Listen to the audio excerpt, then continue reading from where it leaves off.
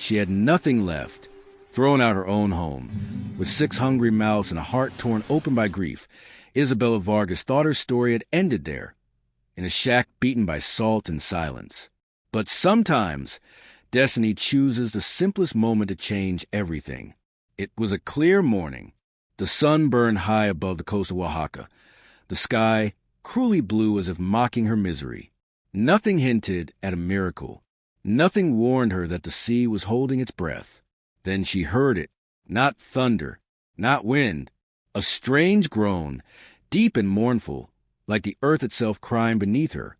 She rose from the damp mat where she slept beside her children, the baby still wailing, her bones heavy with exhaustion. The air reeked of salt and decay. Outside, the ocean was gray and endless. But down the beach, glimmering against the wet sand, something gleamed. Something impossible.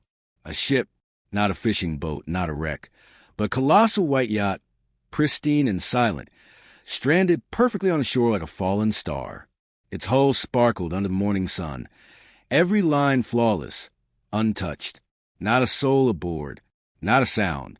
It was as if God himself had pushed it there for her. But what Isabella didn't know yet was that this ship wasn't a blessing. It was a secret, one so dangerous it would either save her children or damn them forever. The day before, Don Rafael Cordero, lord of the port and owner of every fishing boat for miles, had cornered her beside the well. His shadow swallowed her completely as he reminded her of her husband's debt. Nets and hooks lost in the storm that swallowed Esteban Vargas 6 months earlier. She had begged him for time. He had smiled that cruel, thin smile that never reached his eyes. Before sunset tomorrow, he had said softly, you pay or I take your home, and your brats can sleep in the mud. He didn't want the money. He wanted power, control, her submission. Now, hearing the low creak from the beach, Isabella realized she had no time left. She glanced at her eldest, Tomasito, 12 years old, but already carrying the weight of a man. He pretended to sleep, but she saw his eyes squeeze shut. He knew. He always knew. Stay with your brothers, she whispered. I'll be right back. She wrapped her shawl tight and stepped into the fog. The sand clung cold between her toes. The sound grew louder, a deep groaning of metal and wood. The mist was thick, a wall of silver that made her hand vanish before her eyes. And then it appeared. The hull towered above her, blinding white, longer than the village chapel, smooth as ivory. On the side, barely legible through the salt stains, golden letters read, La Esperanza. Her breath hitched. It was not hope. It was a warning. The air around the ship felt different, too still, too watchful. She wanted to turn back, to run, but she could still see Don Rafael's face, his hand gripping her arm at the well, his voice like poison. You pay before sunset or you're gone. She had no choice. She called over her shoulder, stay inside, Tomas. But the boy had followed her, barefoot in the sand. I'm not letting you go like Papa did, he whispered. Her chest tightened. There was no time to argue. Fine, but don't touch anything. A rope ladder hung from the side of the yacht, swaying gently in the sea breeze. An invitation.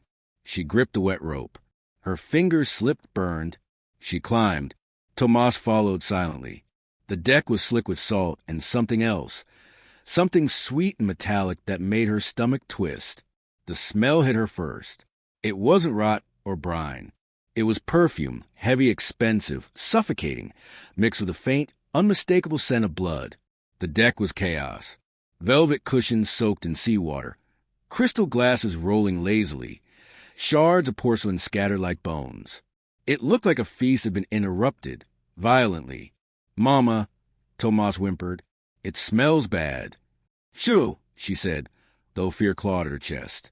They crossed the deck toward a half-open door, leading into the cabin. Inside, luxury oozed from every corner. Silk sheets tossed aside, furniture carved from dark wood, mirrors framed in gold. But the beauty felt corrupted, violated. Then she saw it. A small black shoe, patent leather, shining, perfectly placed beside the bed. Only one, a child's shoe. Her throat closed. Tomas, she whispered. He followed her gaze. Like Sophia's size, he murmured. The image of her baby flashed before her, bare feet on dirt floors, and her heart broke. On the desk nearby lay a heavy book bound in dark leather, a captain's log. Its cover glistened with wet ink. Isabella didn't know how to read, but Tomas did, a little. The local priest had taught him. "Read it," she said, pushing the book toward him. He hesitated, then squinted at the trembling letters. It says, "They found us. Raphael betrayed us." Isabella froze. Raphael, Don Raphael, the same man who threatened her home. Her world tilted. The room seemed smaller, airless. The silence on the ship was no longer abandonment. It was aftermath. A crime. A massacre. "Mama." Tomas pointed to a smaller door at the end of the corridor. "Maybe there's food." Her stomach twisted with hunger. His too. They hadn't eaten in days. And if this ship belonged to rich people. They entered the galley. It was filled with treasures, canned peaches, tins of sardines, sacks of sugar and flour stacked neatly on the counter. More food than she'd seen in a year. Tomas rushed forward, yanking at a drawer, trying to find an opener. The drawer jammed. He pulled harder, and something beneath the floor creaked. A loose board. They both knelt. She pried it open with a knife she kept at her waist. Beneath the floorboards lay a small wooden chest, heavy and dark, inlaid with dull silver. Her hands trembled as she lifted the lid. The light caught the contents, a cascade of jewels, each more dazzling than the last. Pearls, emeralds, rubies the color of blood. Her breath hitched again. For a moment, her hunger vanished. So did the cold. All she saw was escape. A single jewel could feed her children for a lifetime. But deep down she knew this wasn't fortune. It was a curse. She looked at her hands, cracked and dirty, holding the kind of wealth that made men kill. And she thought of the child's shoe by the bed. "Mama?" Tomas asked. "What is it?" "Nothing," she said quickly. "Help me cover it." But before she closed the chest, she reached in and took one thing. A brooch shaped like a flower, its center a ruby that seemed to glow in the dark. She hid it under her blouse, against her skin. It was ice cold. They replaced the board, covered it with spilled flour, and filled their arms with food instead. It was enough. They stepped back onto the deck. The fog had begun to lift, and sunlight glinted on the waves. For the first time in months, Isabella felt a flicker of hope. Then she looked toward the beach and froze. 3 silhouettes stood on the sand below. Don Raphael, and 2 of his men, the mute and the scarred one. They weren't surprised to see her. They were waiting. His voice carried clearly through the salt air, calm and poisonous. "I knew curiosity would get you, Isabella," he said. "There are things the sea gives, mujer, but it's wiser to let the sea keep them." Tomas gripped her skirt, shaking. She didn't answer. She couldn't, because she finally understood the ship hadn't been lost. It had been hidden, and she had just walked into Raphael's trap.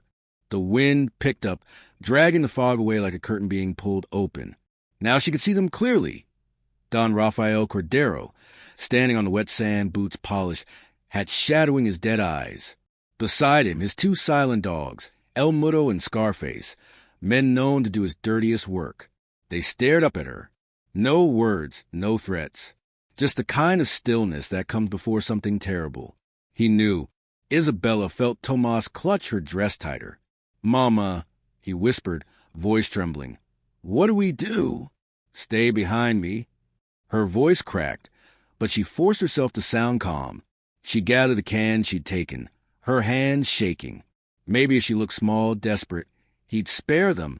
Don Raphael began to climb the rope ladder, one deliberate step after another. His boots hit the wood like a metronome of doom. Thud, thud, thud.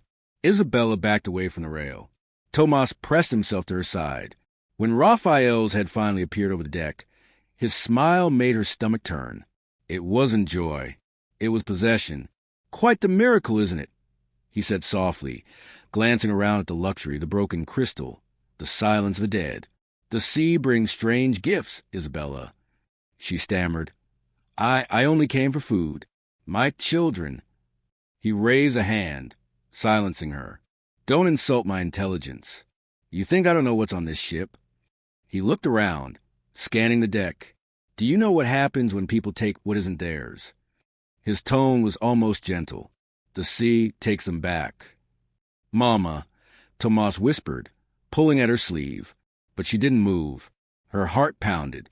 The brooch beneath her blouse burned like a coal against her skin.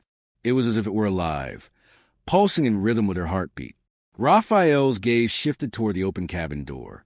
What did you find inside? Nothing, she lied. Just food. He stepped closer. The scent of tobacco and sweat clung to him. Food, he repeated, tasting the word. His eyes flicked toward the galley door, the place where the floor hid the chest of jewels. He knew. Every step he took brought the smell of the docks, fish, salt, and rot. But underneath it all was that same perfume that had haunted the yacht's corridors, expensive, foreign, soaked into his clothes. He'd been here before. The realization hit her like a wave. Don Raphael hadn't just known about the ship. He'd been part of whatever happened on it. Her knees nearly buckled. I said, Raphael growled, what did you find? I told you, nothing but food. He tilted his head. And what's that under your blouse? Her breath froze. The brooch, the cold ruby pressed against her stomach, suddenly felt 10 times heavier. Raphael took another step, and in that moment, something inside her snapped. Maybe it was fear, maybe hunger, or maybe it was all the humiliation she'd swallowed since Esteban's death. She reached into her skirt and pulled out not the brooch, but the logbook she found on the captain's desk. The thick, water-stained leather thudded against her palm. I found this, she said, voice trembling but clear. Raphael's smirk faltered. He didn't expect that. He squinted at it, confused. What is it? A captain's diary, she said, bluffing. It says everything. Everything you did. The words hit him like a whip. For a moment, he looked uncertain, like a man suddenly walking on thin ice. He didn't know how to read. She saw it in his eyes, the flicker of recognition mixed with fear, the fear of written words, of knowledge that wasn't his control. Tomas, picking up on her courage, straightened. It says your name, he added loudly. It says you betrayed them. Raphael's face turned a deep shade of red. His nostrils flared. What did you say, boy? Tomas trembled but stood firm. It says you killed them. The silence that followed was unbearable. Even the waves seemed to hush. Then Raphael laughed, a dry, rasping sound like gravel. You think that book means anything? He said, stepping forward until he loomed over Isabella. You're a peasant. Nobody would believe you. They'll say you stole it, like you stole the food, like you stole my ship. Isabella's fingers tightened on the book. You think you can take everything, she hissed. But not this time. He grinned. No. And what will you do with your fairy tale? Viuda? Hit me with it. But there was a flicker of something new in her, something stronger than fear. If you touch us, she said quietly, I'll give this to the Federals. I'll tell them what you did. That stopped him. The mention of Federals, the soldiers of the law, made even his thugs shift uneasily. They ruled the port, but the government ruled the guns. His smile faltered. His eyes narrowed. You wouldn't dare. Try me, she whispered. For the first time in years, she saw fear in his eyes. They stood in a deadly silence. The sea murmuring below, Tomas clutching her skirt, Raphael's jaw twitching with rage. Finally he spoke. His voice was low, venomous. You want a deal? He said. You can have it. Take your children, leave my beach, and never speak of this again. You have until sunset. If I see you after that. He leaned close, his breath hot on her face. I'll let the crabs eat what's left of you. Isabella didn't blink. Then you'll never see the book again. He froze. She tilted her hand slightly, letting the wind flutter the damp pages. One spark, she said, and your sins go up in smoke.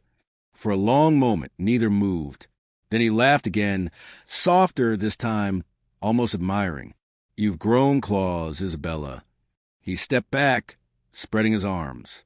Fine. The beach is yours. For one day. After that, The tide takes what it wants. He turned, gesturing to his men. Let her rot. They followed him down the ladder, vanishing into the receding fog. Only when the beach was empty did Isabella's legs give out. She dropped to her knees, shaking. Tomas knelt beside her. Mama, what do we do now?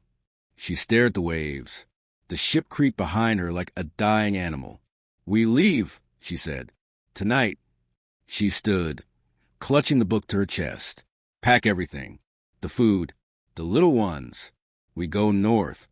Tomas frowned. But where? Anywhere the sea can't find us. As they climbed down the ladder, she pressed a hand to her blouse, feeling the brooch cold against her heart. It wasn't hope anymore. It was survival, sharp and dangerous. Behind them, on the deck, something cracked, with splintering, a faint echo like a breath exhaled. The ship, it seemed, was sighing in relief, or mourning what it had lost. And somewhere deep inside, beneath those boards and jewels, the ocean whispered back the name of the man who had cursed them all.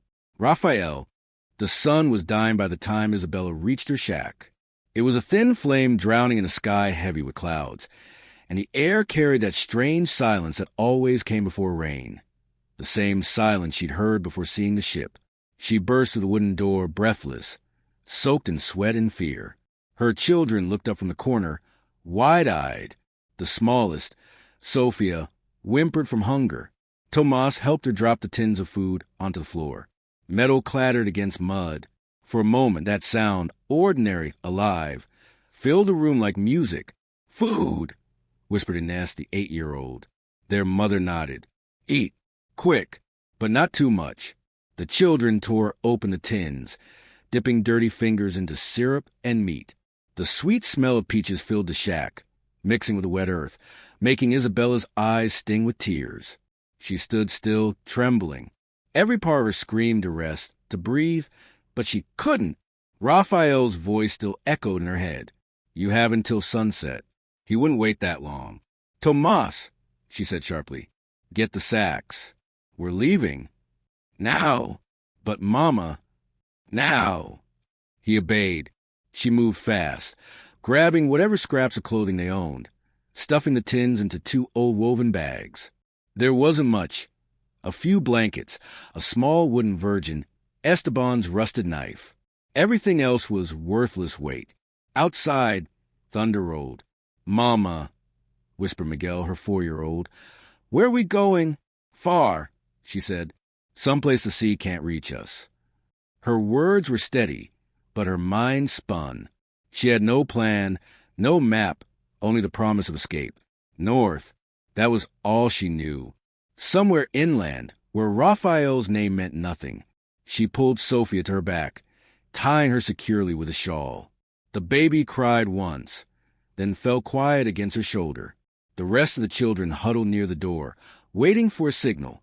She hesitated just once, glancing at the dark shape of the ocean through the cracked window. For years it had fed them. Then it had taken Esteban. Now it was giving something back. But she didn't know whether it was mercy or mockery. Let's go. They stepped out into the wind. The first drops of rain hit her face like cold needles. The path that led away from the village was narrow, muddy, flanked by mangroves that seemed to whisper as they passed. Each step was agony. The sacks heavy, the mud deep, but fear was stronger than fatigue. Behind them, the thunder grew louder, and beneath it, faint but distinct, the echo of boots on wet ground. She froze. Quiet, she hissed. The children stopped. Even Sophia's breathing seemed too loud. In the distance, between flashes of lightning, 3 shadows moved along the shoreline, men with lanterns. Raphael's dogs. He hadn't waited. Her pulse hammered. Run, she whispered, into the trees. Now! They darted off the road, sinking into the undergrowth. Branches whipped their faces. Wet leaves slapped against their clothes. The air was thick and heavy, full of mosquitoes and the sharp scent of wet earth. They crouched behind a fallen log, the children trembling silently. Through the trees, Isabella could see the faint glow of the men's lamps. Voices drifted through the rain.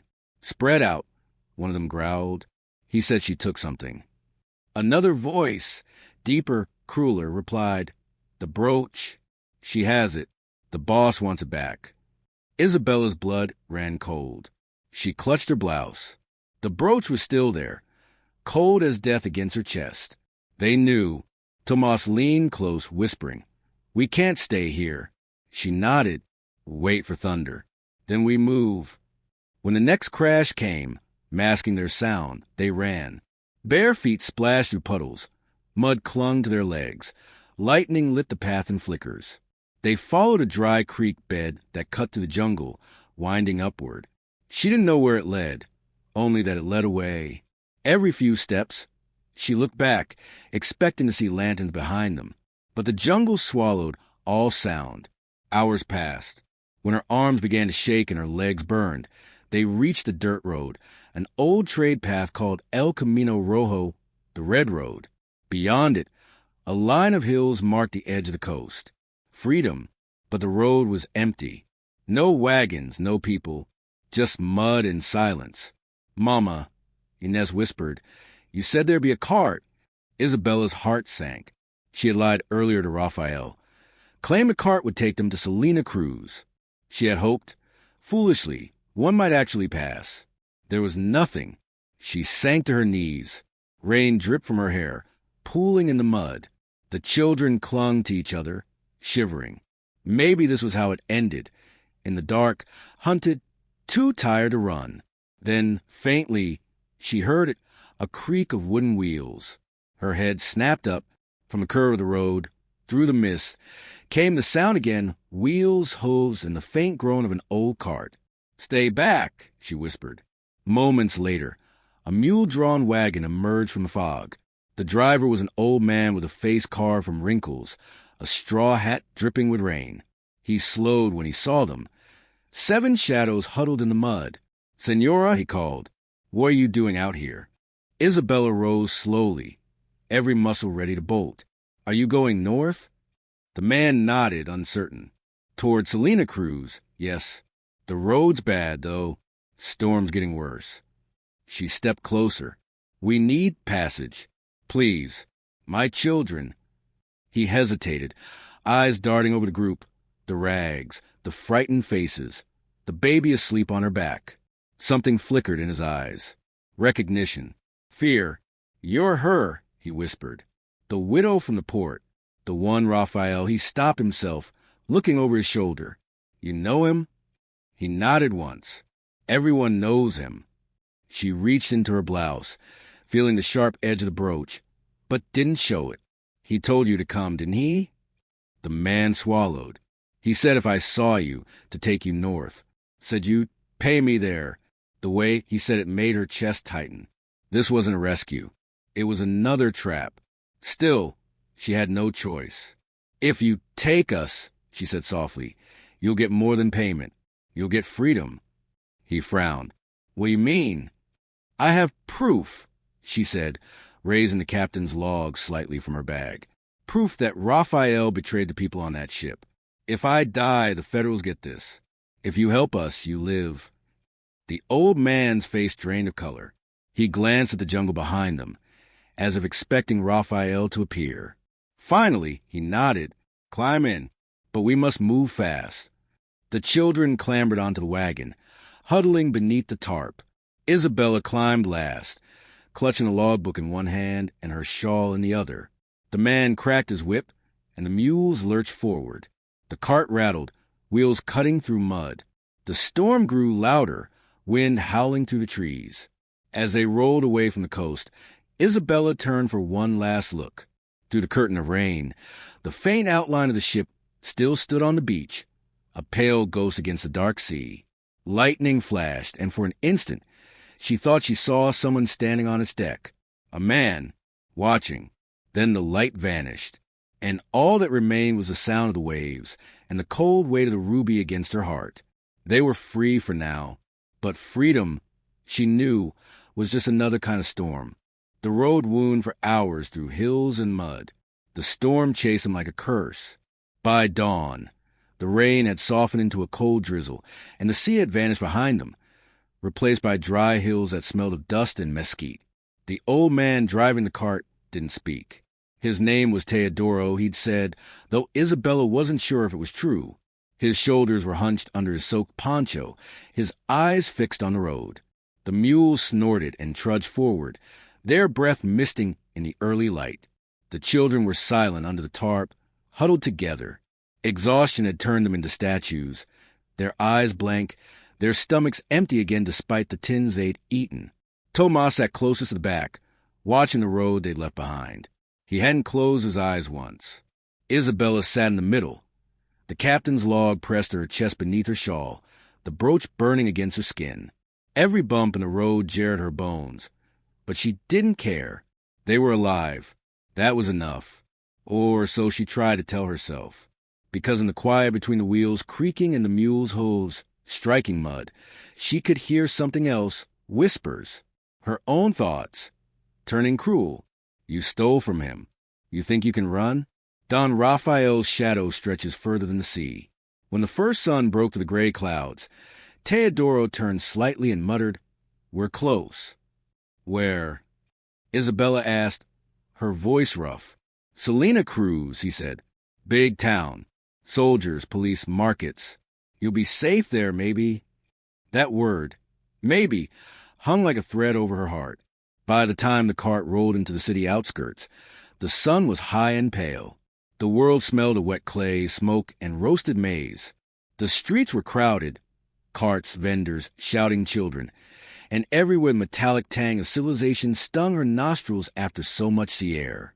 Teodoro stopped the cart in a narrow alley between crumbling walls. "This is as far as I go," he said, not meeting her eyes. Isabella blinked. "You're not coming into town?" He shook his head. Too many eyes. Raphael's reach doesn't end at the coast. He handed her the edge of the tarp. "Take your little ones and go." "And Senora?" "Yes." "Forget the book," he said quietly. "And the jewel. They'll bury you if you don't." Then he whipped the reins.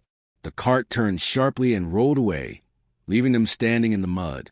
For a long moment, Isabella just stood there, the children pressed close to her legs. The city loomed ahead, walls painted in peeling colors, vendors calling out prices, dogs barking, bells ringing. It should have felt alive. But to her, it was another kind of ocean, louder, faster, just as dangerous. "Come," she said softly. "Stay close." They walked through the market. People stared. A barefoot widow, 6 half-starved children, clothes torn and caked in mud. The stares burned more than the sun. Inez whispered, "They're looking at us." "Let them," Isabella said. They found shelter behind the old church, near the garbage pits. It smelled of fish guts and rainwater, but there was a bit of shade beneath a broken wall. The children collapsed, half asleep. Isabella pulled the logbook from her shawl. The leather was swollen from rain, the ink blurred. When she opened it, the pages bled blue, the words fading into smudges. She flipped through desperately. Nothing. Every word that could have condemned Raphael, gone. Her stomach turned. She had risked everything for this, for proof, and now it was nothing but wet paper. She pressed her face into her hands, fighting the rising sob. "Mama?" Tomas's voice was small, cautious. She looked up. He was holding something in his palm, the small patent leather shoe she'd taken from the yacht. It looked even smaller now, pitiful against his dirty hands. "I kept it safe," he said. "Like you told me." She reached out and took it, holding it to her chest. The leather was stiff and cold. It was proof of something else, not wealth, not justice, but memory. A child had died on that ship, and Raphael had walked away alive. She whispered, "We'll never forget Mijo. Never." The baby whimpered in her sleep. Tomas hesitated. "What now, Mama?" Her fingers brushed the brooch hidden under her blouse. The ruby seemed to pulse with her heartbeat. "Now," she said, "I find a way to sell the devil's gift." He frowned. "But if they see it—" "They won't. I'll find someone who doesn't ask questions." She stood, pulling her shawl tight, scanning the labyrinth of streets. The market stretched beyond the church, colorful and chaotic. Somewhere in that chaos, she could trade sin for salvation. A woman selling herbs under a ragged umbrella caught her eye. Her face was old, eyes clouded with cataracts. When Isabella approached, the woman sniffed the air. "You smell the sea," the crone said without looking up. "I just came from there." The old woman smiled faintly. "The sea leaves a mark on those who survive it. What do you need?" "Someone who buys valuables," Isabella whispered. Without questions, the old woman's smile widened, revealing missing teeth. "Ah, you mean someone who buys souls." She pointed down a narrow lane between butcher stalls. End of the street. Door with the red paint. Knock 3 times. Ask for El Turco. But mind you, he trades fair only with those who've already lost everything. "I have," Isabella murmured. The woman nodded slowly. "Then you'll do fine." She returned to the children. "Told Tomas to stay hidden. If I'm not back before the sun sets, take your brothers and sisters to the church. Tell the priest your name. Show him the shoe. He'll help you." His jaw tightened. "Mama, don't go." "I must." "You're scared." "Yes," she said simply. "But fear won't feed you."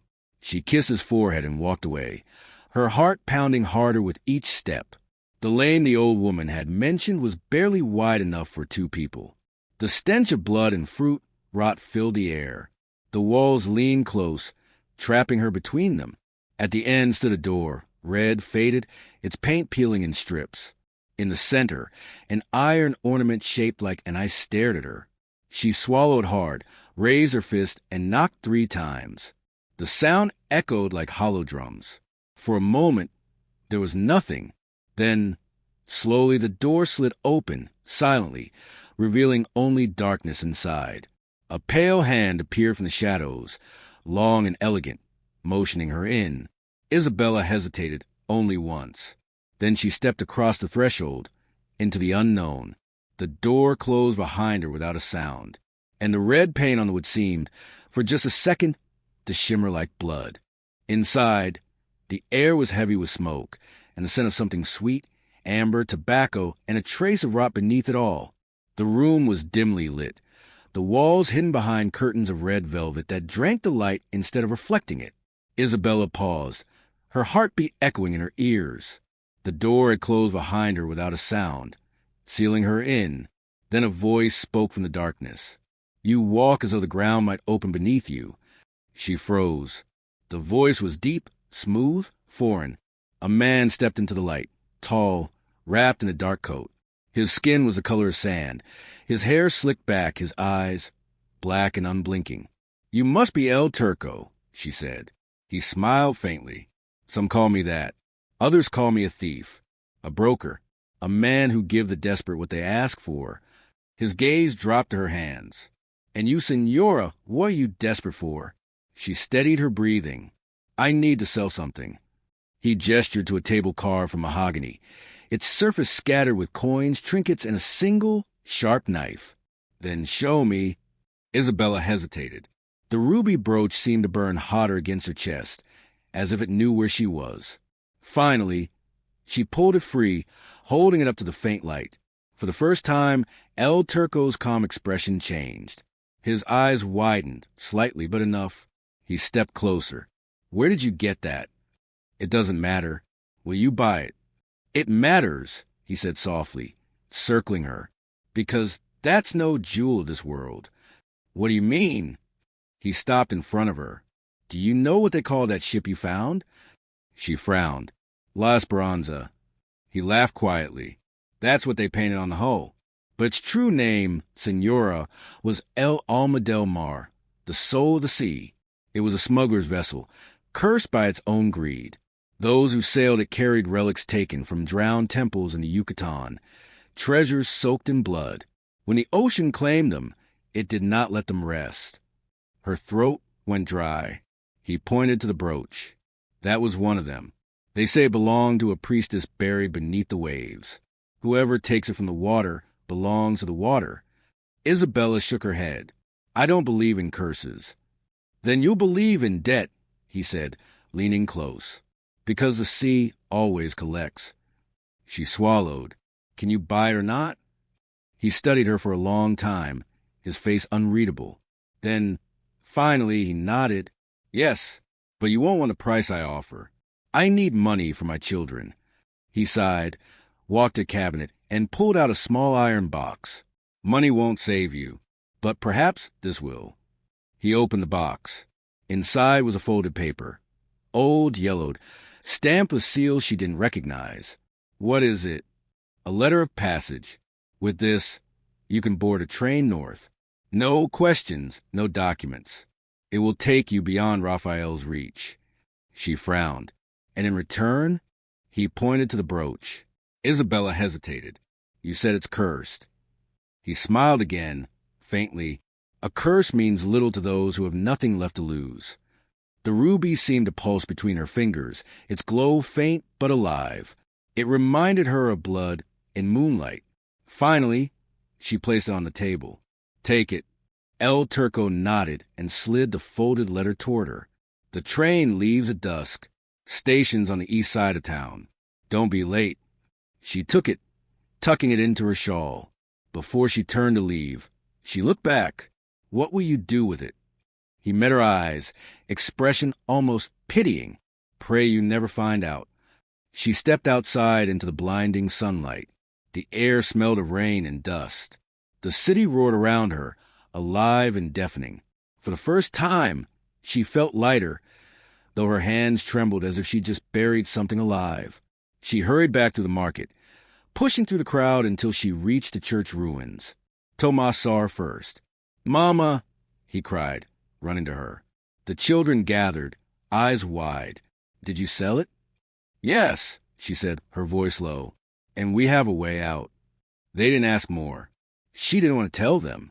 That afternoon, they walked together to the train yard, a vast field of rusted tracks and black smoke.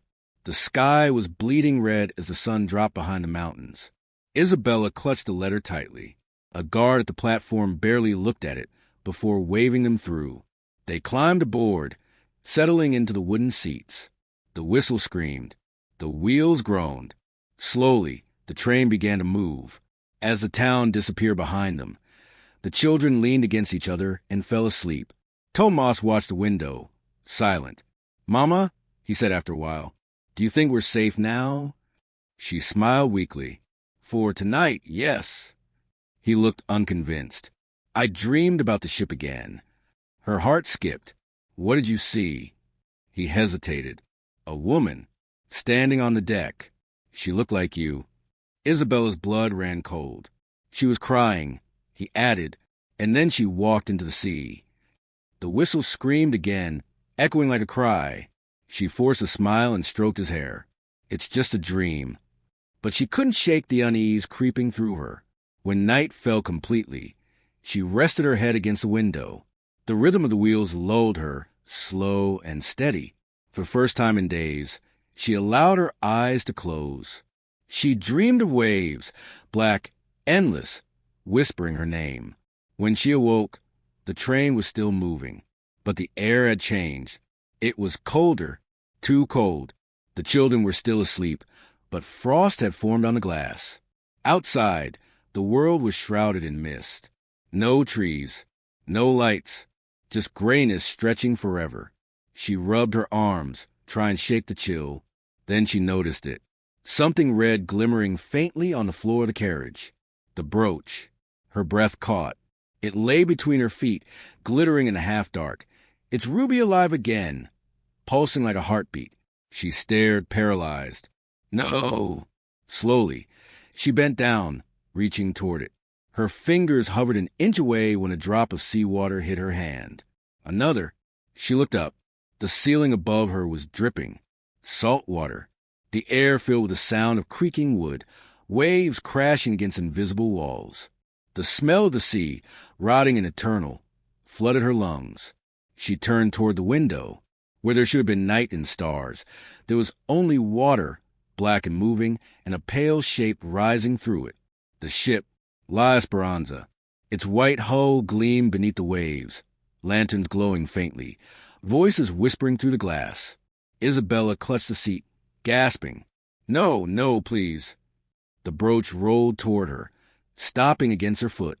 A voice, soft and endless, filled her mind. "You took what was mine. Now I take what is yours." The carriage lurched. The train's wheels screamed. The children stirred, frightened. "Mama?" Tomas called. "What's happening?" She reached for them, but the floor tilted. Water poured through the doors, icy and furious. "Hold on," she screamed. But the sound was swallowed by the roar of the sea. The last thing she saw was the ruby sinking beneath the flood, glowing brighter and brighter, until everything went red. Then silence. When dawn came, the train arrived at an empty station in the north. The conductor stepped out, confused. The last carriage was flooded, its doors broken open. Inside, there were no passengers, only a single patent leather shoe. And on the seat, glistening under the morning sun, a brooch shaped like a flower, its rubies still dripping salt water.